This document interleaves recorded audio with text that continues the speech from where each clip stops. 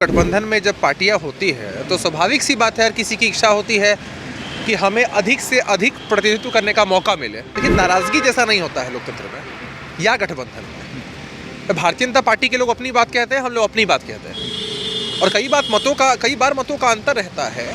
तो ठीक है, इससे कोई घबराने की चीज़ नहीं। नमस्कार, मेरा नाम शशांक पांडे है और आप द इंडिया टॉप देख रहे हैं। बिहार में 24 सीटों पर एमएलसी का चुनाव होना है। ऐसे में सभी पार्टियों ने अपना अपना दावा कर दिया है। जदयू भी कह रही है कि हम भी 12 सीट पर चुनाव लड़ेंगे। बीजेपी भी दावा कर रही है कि हम 13 सीटों पर चुनाव लड़ेंगे। जीतन राम मांझी भी सीट मांग रहे हैं। वीआईपी भी पीछे इससे हट नहीं रही है। ऐसे में जदयू के प्रवक्ता अभिषेक झा हमारे साथ हैं और बात करेंगे कि आखिर किसको कितना सीट दिया जाएगा। सर, 24 सीटों पर एमएलसी का चुनाव है। जदयू भी 12 सीट पर चुनाव लड़ेगी और बीजेपी भी 13 सीटों का दावा कर रही है। किसको कितना सीट दिया जाएगा? देखिए, जब कभी ऐसे चुनाव होते हैं और गठबंधन में जब पार्टियां होती है तो स्वाभाविक सी बात है, हर किसी की इच्छा होती है कि हमें अधिक से अधिक प्रतिनिधित्व करने का मौका मिले। कोई अस्वाभाविक बात नहीं है। लेकिन यहाँ मीडिया के माध्यम से मैं अधिकृत थोड़ी हूँ कि आपको बता दूँ कि भाई फला पार्टी इतनी सीटों पर चुनाव लड़ेगी। पार्टी के वरिष्ठ नेता बयान देते हैं, कहते भी हैं, लेकिन अंतिम रूप से निर्णय जब एनडीए के सभी घटक दलों के शीर्ष नेता बैठेंगे तो अंतिम रूप से निर्णय लिया जाएगा और वो जो निर्णय होगा आप लोगों को सूचित किया जाएगा। एक बार जब सारी चीज़ें स्पष्ट हो जाती हैं तो एनडीए की प्राथमिकता क्या है कि हमारे उम्मीदवार अच्छे मतों के अंतर से जीते। बस यही है। बीजेपी आप लोगों से कुछ ज़्यादा नाराज़ चल रही है क्या? यूपी चुनाव को लेकर हमेशा बयानबाजी करते रहती है। देखिए, नाराज़गी जैसा नहीं होता है लोकतंत्र में या गठबंधन में। भारतीय जनता पार्टी के लोग अपनी बात कहते हैं, हम लोग अपनी बात कहते हैं, और कई बार मतों का अंतर रहता है। तो ठीक है, इससे कोई घबराने की चीज़ नहीं।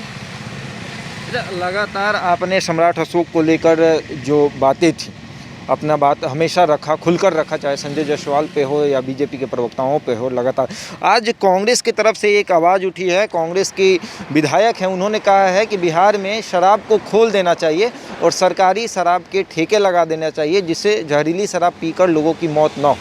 कि कांग्रेस पार्टी एक तरफ दावा करती है, अगर आप उनका सदस्यता पत्र देखिएगा तो उसमें लिखा हुआ है कि आप कांग्रेस पार्टी के सदस्य तभी बन सकते हैं जब आप शराब और इत्यादि मादक पदार्थों का सेवन नहीं करते हो। गांधी जी की बात करते हैं वो लोग। और दूसरी तरफ कहते हैं कि भाई शराब की दुकानें आप खुलवा दें। तो उनकी मानसिकता हो सकती है।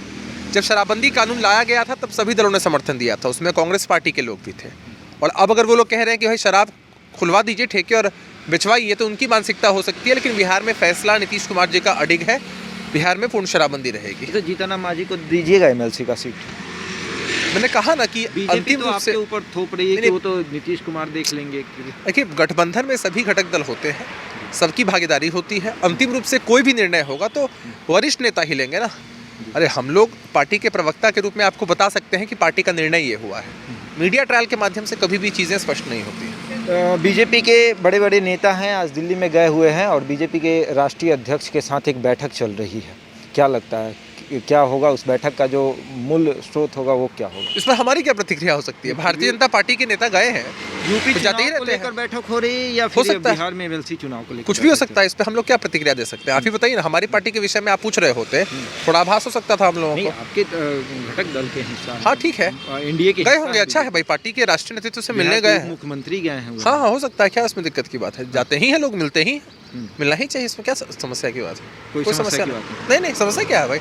पार्टियों का रूटीन वर्क होता है, उसके हिसाब से जाते हैं मिलने लोग। चलिए ठीक। तो जदयू के प्रवक्ता अभिषेक झा हैं, इन्होंने खुलकर अपनी बातों को रखा कि किस तरह से अगर चुनाव इस बार होता है तो जो शीर्ष नेतृत्व है वो तय करेंगे कि किसको कितना सीट देना है।